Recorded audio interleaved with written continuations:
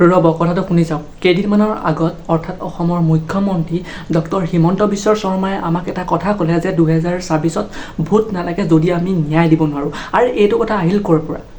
যেতিয়া 2024ৰ লাষ্টত তেওঁ শপত গ্ৰহণ কৰিছিল তেতিয়া কি কৈছিলে যে অসমৰ হকে কাম কৰিম, অসমৰ কিছুমান যদি অসুবিধা হয় সেই অসুবিধাবোৰৰ সন্মুখত গৈ সেই অসুবিধাবোৰ সুবিধা কৰিম।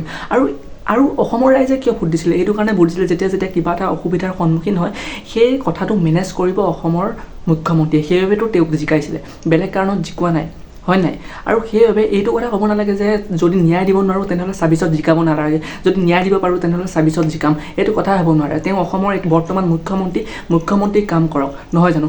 মুখ্যমন্ত্ৰীৰ কাম এইটোৱে যে আমাক ন্যায় লাগে, ন্যায় দিয়ক। অৰ্থাৎ জুবিনৰ এই মৃত্যুটো ৰহস্যটো বহুত ডাঙৰ, সৰু মৃত্যু নহয় যে পানীত গ'ল, সাঁতুৰিব গ'ল, পানী খাই ঢুকালে, এইটো কোনো হ'ব নোৱাৰে। ইয়াত ডাঙৰ এটা পলিটিক্স লুকাই আছে। আৰু এটা লাষ্টত ক'ম, জুবিন দাই গান এটা গাইছিলে যে পলিটিক্স নকৰিবা বন্ধু বুলি গান এটা গাইছিলে।